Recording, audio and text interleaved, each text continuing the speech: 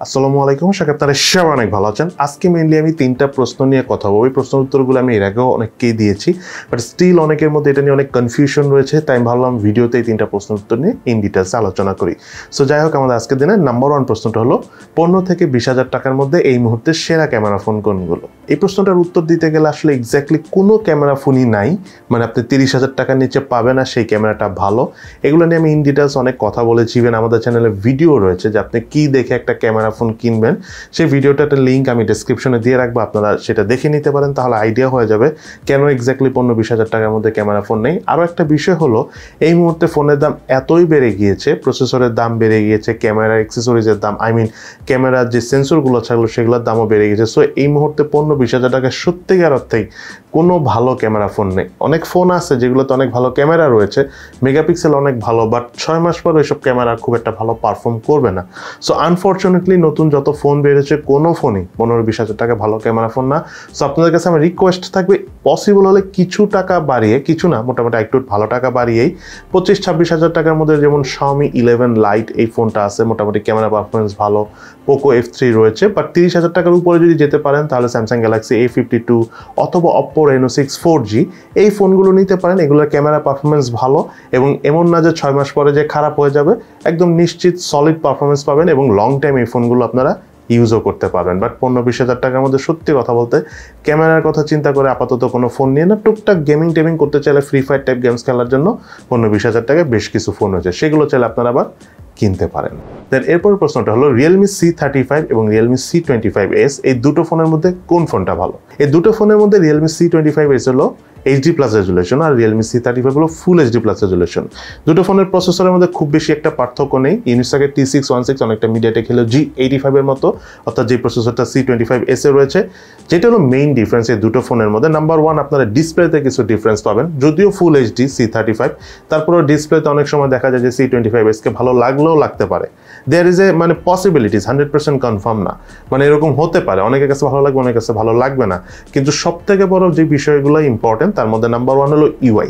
রিয়েলমিতে C25s হলো ফুল রিয়েলমির ইউআইটা রয়েছে, but C35 এ কিন্তু ফুল ইউআইটা নাই, আর এডিশনের ইউআই রয়েছে। আরেকটা বিষয় হলো Realme C25s এর ক্যামেরার স্পেশালি পোর্ট্রেট মুড বলেন বা ম্যাক্রো সেন্সর, মেইন ক্যামেরা ছাড়া বাকি ক্যামেরার পারফরমেন্স যথেষ্ট ভালো, বাট C35 এর মেইন ক্যামেরা ছাড়া বাকি ক্যামেরাগুলোর অবস্থা ভয়াবহ খারাপ। ইভেন সেলফি ক্যামেরার অবস্থাও কিন্তু C35 এর অবস্থা ভয়াবহ খারাপ, সেই দিকে C25s এর সেলফি ক্যামেরা C35 এর থেকে যথেষ্ট ভালো। সো স্টিল আপনাদের এই চয়েস, কারণ দুটো ফোনের মোটামুটি আমি আপনাদের ডিফারেন্সটা বলে দিলাম। মেইন ডিফারেন্সটা যদি আপনারা খালি চোখে দেখতে চান তাহলে ডিসপ্লেতে মনে হবে আর ক্যামেরাতে মনে হবে, বাট গেমিংয়ের ক্ষেত্রে দুটো ফোনই সেম। সো এখন আপনাদের ইচ্ছা যে ফোনটা আপনারা চান নিতে পারেন। দেন আমাদের আজকের দিনের সর্বশেষ যে প্রশ্নটা রয়েছে, যেটা সবচাইতে কমন, আমি অ্যান্সার দিতে দিতে টায়ার্ড হয়ে গেছি, সেটা হলো আগামীতে মোবাইলের দাম ঠিক কবে যেয়ে কমবে। দেখেন, এক্স্যাক্টলি বলা খুবই মুশকিল যে মোবাইলের দাম কবে কমবে, কারণ রাইট নাও মোবাইলের যে দামটা বেড়েছে সেটা শুধু প্রসেসর বা মোবাইলের বিভিন্ন রকমের পার্টস, ওয়ার্ল্ড ওয়াইড যে ক্রাইসিসটা রয়েছে সেটার থেকে কিন্তু কমে নাই। মেইনলি কমেছিল বাংলাদেশের ডলার নাই, ডলার ক্রাইসিস। সো ডলার ক্রাইসিসের কারণে যেহেতু বাইরে থেকে ইম্পোর্ট হয়, এই ধরনের জিনিসের দাম অনেক বেড়ে যাচ্ছে, দ্যাটস ওয়াই ফোনের দাম বেড়ে গেছে। সো ডলার যদি বাংলাদেশের মানুষ ইনকাম না করতে পারে, সো সহসাই এই প্রবলেমটা সলভ হবে না। আই থিঙ্ক আপনারা বুঝতে পেরেছেন। দেশে বসে আপনি হাজার হাজার কোটি টাকার বিজনেস করেন, এটার কোনো ভ্যালু নাই ডলারের জন্য। আপনাকে অবশ্যই বিদেশে প্রোডাক্ট পাঠাতে হবে, সেটা আপনি প্রোডাক্ট পাঠায় করতে পারেন, ফ্রিল্যান্সিং করে করতে পারেন, যেভাবে করেন না কেন ডলার ইনকাম করে দেশে আনতে হবে, তাহলেই একমাত্র যেই জিনিসগুলো বিদেশ থেকে বাংলাদেশে আসে সেই সব জিনিসের দাম কমবে এবং ফোনের দাম কমবে। সো আমার পার্সোনালি যেটা মনে হয়, খুব সহজেই ফোনের দাম কমবে না, কারণ বর্তমানে ডলারের দাম হলো 88 টাকা অফিসিয়াল প্রাইস, আর আনঅফিসিয়াল প্রাইস হলো 100 থেকে 105 টাকা, 98-99 টাকাও থাকে।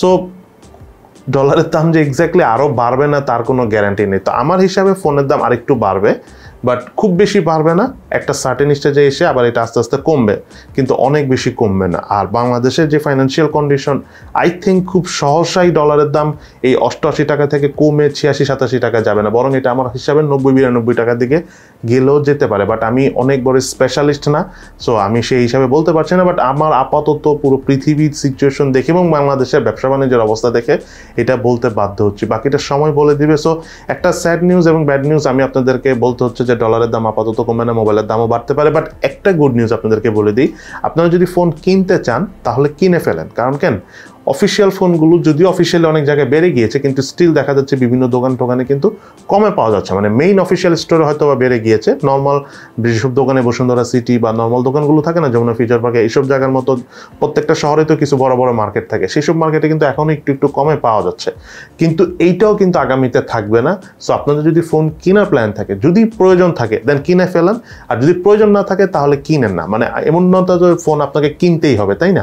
ফোন যদি নষ্ট না হয় ক্যান চেঞ্জ করবেন, তাই না? সো যদি কেনার প্রয়োজন হয় এখন কিনে ফেলেন, কারণ ফোনের দাম যখন বেশি টাইট হয়ে যাবে তখন দেখা যাবে সব ফোনের দাম বাড়বে, প্লাস এই মুহূর্তে আনঅফিসিয়াল ফোনের দাম কিন্তু কম রয়েছে, এটাও কিন্তু আস্তে আস্তে বেড়ে যাবে। সো প্রয়োজন হলে কিনে ফেলুন, প্রয়োজন না হলে নিশ্চিন্তে থাকুন। সো আজকে তাহলে এই পর্যন্ত, সবাই ভালো থাকেন, সুস্থ থাকেন, ইনশাল্লাহ দেখা হবে ফিউচারে।